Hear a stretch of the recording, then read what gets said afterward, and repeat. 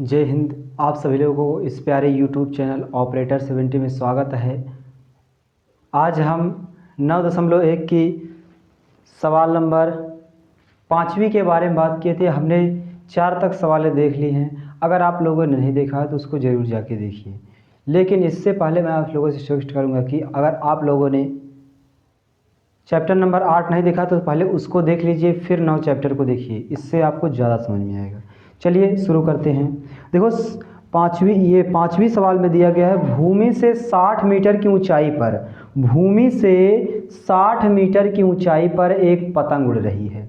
भूमि से 60 मीटर की ऊंचा एक पतंग उड़ रही है और जो पतंग उड़ रही है वो पतंग एक बिंदु से बांध दी गई है, एक बिंदु से बांध दी गई है और 60 डिग्री के झुकाव पर है। तो हमें बताना है कि डोरी की जो लंबाई है वो क्या है। समझो, देखो, भूमि से, मान लीजिए ये भूमि है, ये क्या है, भूमि है। इससे 60 मीटर ऊंचाई पर, कितने, 60 मीटर की ऊंचाई पर क्या उड़ रही है, एक पतंग उड़ रही है। इस भूमि से 60 मीटर की ऊंचाई पर क्या उड़ रही है, एक पतंग उड़ रही है। ये उड़ा दी है और यहाँ से ये जो पतंग उड़ रही है ये ऐसे डोरी ऐसे बंधी हुई है, ये यहाँ से खूब अच्छी तरह से बंधी हुई है।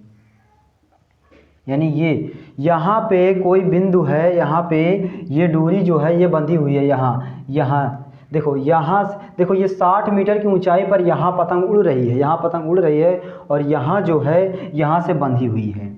60 मीटर यहाँ से नापा गया तो 60 मीटर हुआ, लेकिन यहाँ से बंधी हुई है और पतंग यहाँ पे उड़ रही है। तो जो यहाँ पे कोण बढ़ रहा है, जब झुकी हुई है डोरी, तो ये झुकी हुई है, ये जो डोरी झुकी हुई है वो 60 डिग्री के झुकाव पे है। कितने, 60 डिग्री के झुकाव पे है। तो हमें बताना है कि इसकी लंबाई क्या होगी। ये जो डोरी है इसकी लंबाई क्या होगी। तो हम लंबाई मान लेते हैं L। क्या माने, माना डोरी की लंबाई बराबर क्या माने, L मान लिए। लंबाई बराबर L मान लिए। तो देखो, हमें इस भुजा से और इस भुजा से मतलब है। कोई ऐसा सूत्र अप्लाई करेंगे, कोई ऐसा सूत्र लगाएंगे जिससे ये वाली, यानी इसे बोलते हैं कर्ण और इसे बोलते हैं लंब। यानी कोई ऐसा सूत्र लगाओ जिसमें लंब और कर्ण दोनों वाले चाहिए। ऐसा कोई सूत्र है। देखो, ये कर्ण है और ये लंब है। अगर यहाँ पे साइन थीटा लगाया जाए, साइन थीटा बराबर सूत्र होता है लंब बटे, क्या होता है, लंब बटे कर्ण होता है। लंब बटे कर्ण होता है। ये साइन थीटा के स्थान पे कितना है, 60 डिग्री, यानी कोण क्या है, यहाँ लंब है। लंब देखते हैं, लंब का मान कितना दिया गया है, 60 मीटर। कितना दिया गया है, 60 मीटर। और कर्ण है ना, कर्ण के स्थान पे क्या माने हो, L माने हो। तो ये साइन 60 का जो मान होता है, वो √3/2 होता है, बराबर 60 है अपान L है, तो L हो जाएगा। इसका तिरछा गुणा कर दो, हो जाएगा। L का √3 में करेंगे, L √3 हो जाएगा। या चाहे L √3 लिखो, चाहे √3 और L हो जाएगा, बराबर। इसका इसमें गुणा करोगे, 2 0 हो जाएगा और 2 छंग 12 हो जाएगा, यानी 120 आ गया। इतना हो गया। अब देखो L बराबर क्या लिखेंगे, 120 है, 120 लिख लो, 120 है, 120 लिख लिया जाएगा। अब देखो यहाँ √3 गुणे में है ना, तो √3 दूसरी तरफ जाएगा तो ये भाग में चला जाएगा। अब देखो √3 हमने कहा, अगर कोई संख्या अगर बटे में दी गई और रूट में है तो उसका परिमेयीकरण जरूर करेंगे। ऐसे भी लिख सकते हैं, लेकिन परिमेयीकरण करेंगे तो ज़्यादा ठीक रहेगा। परिमेयीकरण में क्या होता है, ऊपर नीचे से ये जो हर में जितना दिया रहेगा वही ऊपर नीचे से गुणा हो जाता है, बस यही है परिमेयीकरण। ऊपर नीचे से क्या हो जाता है, ऊपर और नीचे से क्या हो जाता है, गुणा हो जाता है। ये हमने ऊपर नीचे गुणा कर दिया। इसका इसमें गुणा करेंगे, कितना हो जाएगा, 120 √3 और इस √3 का गुणा क्या हो जाएगा, 3 हो जाएगा।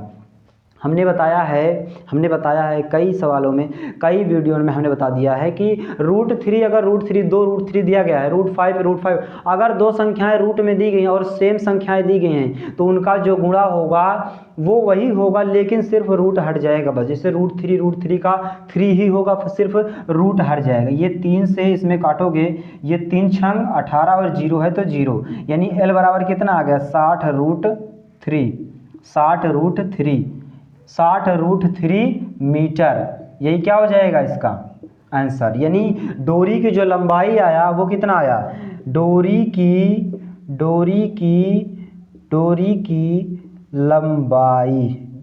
की जो लंबाई आया वो कितना आया 60√3 मीटर।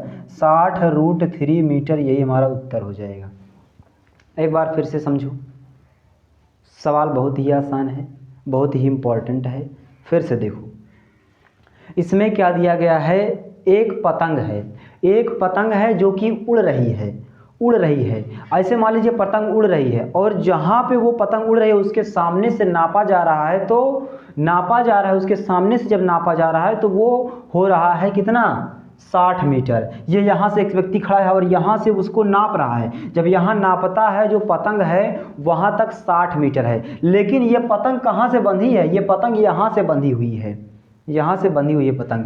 तो जो ये बंधी हुई है ये कितने कोण बना रही है, 60 डिग्री कोण पर ऐसे झुकी हुई है।